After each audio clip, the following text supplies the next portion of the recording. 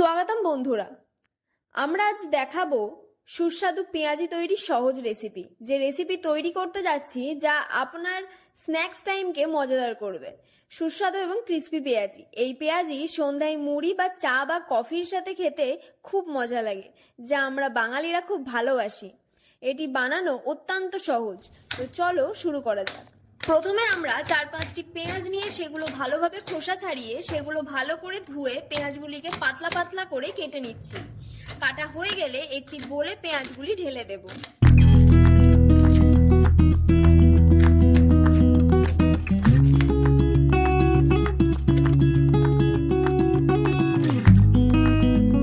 এবার আমরা 4-5টি ধোয়া কাঁচা লঙ্কাগুলিকে কেটে নিচ্ছি। তোমরা তোমাদের স্বাদ অনুযায়ী কাঁচা লঙ্কা নিতে পারো। কাঁচা লঙ্কাগুলি কাটা হয়ে গেলে সেগুলিকে বলে দিয়ে দিচ্ছি। এবার আমরা একে একে দিয়ে দেব পরিমাণ মতো বেসন, চালের গুঁড়ো, সামান্য পরিমাণের কর্নফ্লাওয়ার, এর সাথে সাথে পরিমাণ মতো হলুদ গুঁড়ো, লঙ্কার গুঁড়ো ও স্বাদ মতো লবণ দিয়ে সবকিছু ভালো করে মিশিয়ে নিচ্ছি। আমরা প্রথমে জল দেইনি, তোমরা অনেকেই জানো পেঁয়াজের মধ্যে রস থাকে, তাই প্রথমে ড্রাই ভাবে মেখে নিচ্ছি। বেশ ভালোভাবে এটা মেখে নেব। মাখা হয়ে গেলে মিশ্রণটি শুকনো মনে হলে এবার প্রয়োজন মতো জল দিয়ে ভালোভাবে মেখে নেব।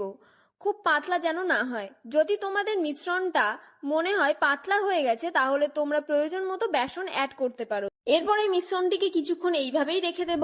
ততক্ষণে আমরা একটি প্যান নিয়ে পরিমাণ মতো তেল দিয়ে মিডিয়াম আঁচে গরম করতে দেব। তেল গরম হলে মিশ্রণ থেকে ছোট ছোট বল করে তেলে ছেড়ে দেব।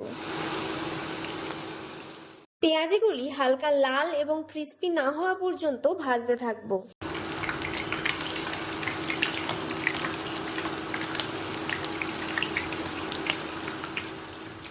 ভাজা হয়ে গেলে পেঁয়াজিগুলি একটি প্লেটে 2টি টিস্যু পেপার নিয়ে তুলে নেব। টিস্যুটা ব্যবহার করছি যাতে অতিরিক্ত তেল শোষিত হয়। এইভাবে একে একে সব পেঁয়াজিগুলোকে আমরা ভেজে নেব। এবার আমাদের সুস্বাদু পেঁয়াজি প্রস্তুত। তাহলে তোমরাও বাড়িতে বানিয়ে নাও এরকম অল্প সময় পেঁয়াজির রেসিপিটি। আজকের ভিডিওটি এখানে শেষ করছি। ভিডিওটি ভালো লাগলে সবাই লাইক ও শেয়ার করো এবং কমেন্ট করে অবশ্যই জানাও আমাদের ভিডিওটি তোমাদের কেমন লেগেছে।